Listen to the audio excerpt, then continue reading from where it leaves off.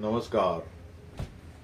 मैं Vijay Sharma YouTube channel positive dream Vijay Sharma से आपके सामने प्रस्तुत हूँ। पिछली वीडियो में हमने ज़मीन बेचने वालों के बारे में बात की थी। आज ज़मीन खरीदने वालों के लिए बात करूँगा। क्या क्या सावधानियां आपको रखनी चाहिए। पहली सावधानी, सबसे पहले ज़मीन का पता लगाएं कि ज़मीन ऑथराइज है, अनऑथराइज है, इसका स्टेटस क्या है। पटवारी से पता करें, कहीं एक्वायर में तो नहीं है। अगर सरकारी ज़मीन है या सरकार ने एक्वायर कर रखी है तो सरकार के नक्शे में देखिए इसका स्टेटस क्या है। फिर देखिए उसके मालिकाना हक, उसका मालिक कौन है। कई बार क्या है कि कोई प्रॉपर्टी एचयूएफ की होती है, हिंदू अनडिवाइडेड फैमिली की होती है। उसका जो कर्ता कौन है, मैनेजर कौन है, उसका ध्यान दें। फिर अगर किसी इंडिविजुअल के नाम है तो आदमी जिंदा है कि नहीं है, जीपी होल्डर है कि नहीं है। कई बार क्या है, कोई आदमी किसी को जीपी देता है और जीपी की देने वाले की डेथ हो जाती है तो जीपी ऑटोमेटिक कैंसिल हो जाती है। उसके द्वारा कोई की हुई कोई भी डील वॉइड एब इनिशियो हो जाती है, शुरू से ही गलत हो जाती है। जब तक वो जिंदा है पावर टॉर्नी देने वाला तो डीड और डील वैलिड है, नहीं तो दोनों चीजें इनवैलिड है। इसलिए जीपी के केस में खास तौर पर ध्यान रखिए कि जीपी का होना जरूरी है।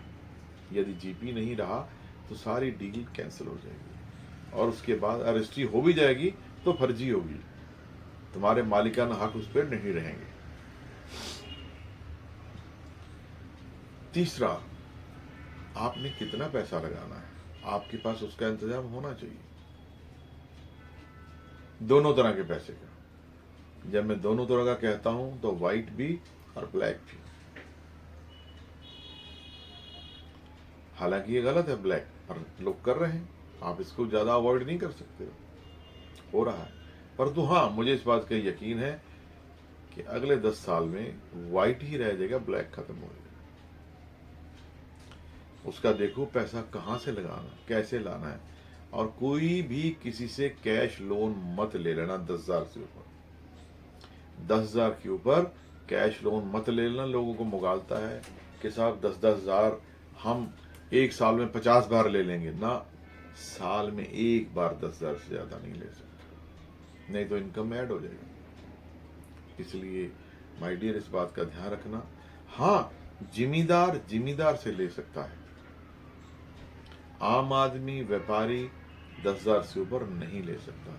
इसलिए आप इस बात का खास तौर पे ध्यान रखना कि आपकी पेमेंट वाजिब होनी चाहिए, वाइट होनी चाहिए और उसका सोर्स आपको पता होना चाहिए। प्रॉपर्टी लेते वक्त ब्याज पे पैसा मत ले लेना। कुछ लोग तेजी में फटाफट जमीन खरीद लेते हैं कि साहब तेजी है, आज इतनी खरीदी कल उतने की बिक जाएगी। बिक जाती है, बिकती भी आई है। परंतु यदि प्रॉपर्टी में मंदा आ गया, जो कि 5 साल के बाद मंदा हमेशा आता है,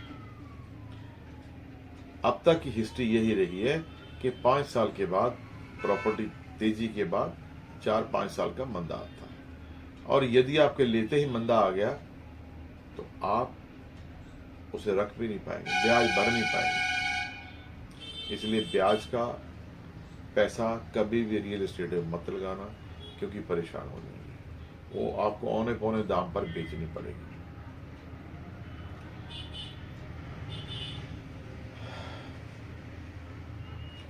पड़ोसी कैसा है प्रॉपर्टी का, जब खरीदो ये ध्यान दो किस इलाके में आप ले रहे हो। क्या आपके हम जुबान वहां पर हैं, हम मजहब हैं, आपके मजहब के लोग वहां ज्यादा हैं तो खरीदो, नहीं तो अगर दूसरे धर्म के ज्यादा है तो आप परेशानी में आ जाओ, क्योंकि उनकी रीति रिवाज अलग है, तुम्हारे अलग है, तो वो दिक्कत करती है। इसलिए पड़ोस का जरूर देख लेना कि पड़ोसी कौन है, वहां पर ज्यादातर लोग कौन कौन से हैं, किस तरह के उनके व्यवहार हैं, किस तरह की सोच है। और इमीडिएट पड़ोसी से देख ही लेना कि आपके पड़ोस में कौन है। यदि पड़ोस में मान लीजिए कोई कसाई का काम कर रहा है तो आपकी प्रॉपर्टी की वैल्यू वैसे आधी रह जाएगी। इसलिए हमेशा प्रॉपर्टी सिचुएशन देखकर ही लेना, वैसे मत लेना। प्रॉपर्टी का फ्यूचर क्या है ये भी ध्यान रखना। आने वाले कल में ये प्रॉपर्टी किसी लायक रहेगी या नहीं रहेगी, उसका फ्यूचर जरूर देखना। क्योंकि कई बार हम ऐसी प्रॉपर्टी ले लेते हैं जो सड़क से बहुत दूर है, यहाँ पर कोई बस अड्डा नहीं है, ये ले लेंगे दूर सस्ती, परंतु उसका कोई यूज नहीं। इसलिए माय डियर, जब भी लो लोकेशन देख के लो।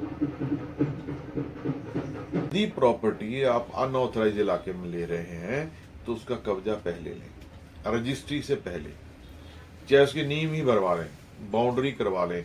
और जो बेचने वालों आपको ये करने क्यों देगा, उसको ये कहिए कि साहब पैसे मैं दे रहा हूं, बाउंड्री आप करवाइए,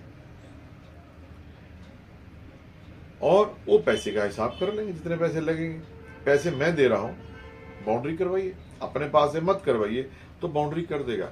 उस पर दो फायदे हैं, एक तो एग्जैक्ट पता लग जाएगा कि प्रॉपर्टी है कितने बाई कितने की रजिस्ट्री हो रही है। दूसरा, अगर कोई डिस्प्यूट होगा तो डिस्प्यूट करने वाला सामने आ जाएगा, कोई कब्जे की जमीन होगी तो भी आ जाएगा।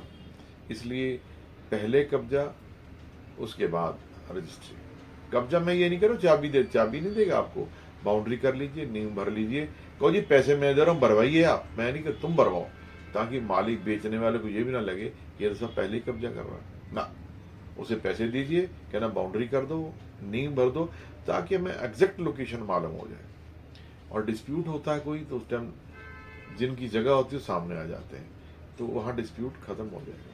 और इसके लिए आपको थोड़ी हिम्मत दिखानी पड़ेगी। मालिक कहता नहीं ऐसा करूंगा तो फिर मैं लूंगा नहीं, तुम्हें तो कोई नुकसान नहीं, पैसे मैं दे रहा हूँ, जगह तुम्हारी है, मैंने एग्रीमेंट अभी किया है, अभी मैंने रजिस्ट्री तो की नहीं। दूसरा ये भी ध्यान रखना कि प्रॉपर्टी पे कोई मुकदमा तो नहीं चल रहा, मुकदमे वाली प्रॉपर्टी मत खरीद लेना। प्रॉपर्टी अगर मुकदमा चल रहा है तो पता नहीं कब फैसला होगा, किसके हक में होगा। इसलिए डिस्प्यूटेड प्रॉपर्टी आप अपनी मन की शांति के लिए ले रहे हो और वहां एक नई चीज छिड़ जाए, आपको नहीं लेना। दूसरा ये भी मौके पे जाकर जरूर देखना, प्रॉपर्टी को जरूर ही देखना। एक अभी यूके के हमारे जानकार क्लाइंट है मेरे, उन्होंने नक्शा देखा, सब कुछ देखा, प्रॉपर्टी की हाँ कर दी, रजिस्ट्री होगी। जब मौके पे देखा तो वहां झोपड़ी बसी हुई है, सड़कें निकली हुई हैं, 1 इंच जमीन नहीं है और 20 करोड़ की जमीन खरीद लो। कभी भी चाहे 20 रुपए किलो या 20 करोड़ किलो, मौके पे जाके जरूर दे, पटवारी को साथ लेके जाओ, डिमार्केशन करो। क्योंकि अब खर्चा बहुत थोड़ा है, बहुत थोड़ा है, परंतु जब पल्ले कुछ नहीं पड़ता तो फिर सारा ही खर्चा बेकार है, किया हुआ पैसा बेकार है। लास्ट में जो चीज कभी हुई नहीं, जो होती नहीं, परंतु मैं उसके बारे में आगाह कर रहा हूं, जाके देखो कहीं कोई वहां कब्र तो नहीं बनी हुई, कब्रिस्तान तो नहीं है, कोई मजार तो नहीं बनी हुई।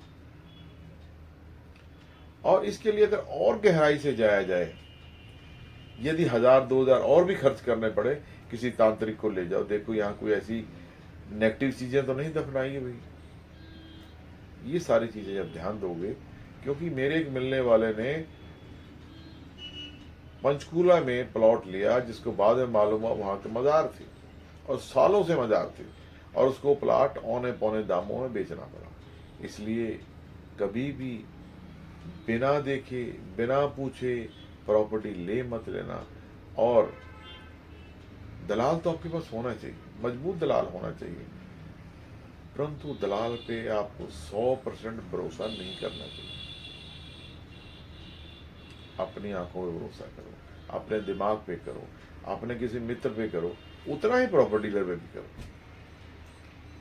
क्योंकि उसका अपना लालच है, तुम्हारा अपना लालच है। ना तो तुम्हारा प्रॉपर्टी जैसे झगड़ा हो, ना बेचने वाले से हो, तुम्हारी प्रॉपर्टी सही सही मिल जाए, आप उसमें जीवन बढ़िया गुजारो। यही बताने के लिए ये आज का वीडियो बनाया है। और अगर किसी ने कुछ पूछना हो तो मेरे नंबर से पूछ सकता है 9810306612। नमस्कार।